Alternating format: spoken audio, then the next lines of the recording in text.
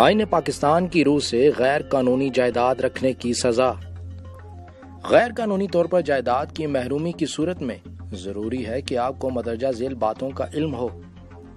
زمین پر قبضہ کرنا یا قبضے کی نیت سے کسی کی زمین پر داخل ہونا دونوں جرم ہیں۔ اس کی سزا 10 سال قید ہو سکتی ہے۔ اس کی شکایت سیشن کورٹ میں درج کروائی جا سکتی ہے۔ عدالت کیس کی سماعت روزانہ کی بنیاد پر کرے گی اور اسے 60 دنوں کے اندر فیصلہ سنانا ہوگا۔ عدالت کو اگر یہ لگے کہ مقبوضہ زمین کا موجودہ مالک ظاہری طور پر اس کا مالک نہیں تو عارضی آسانی کے لیے عدالت ملکیت مدعی کے حوالے کر سکتی ہے۔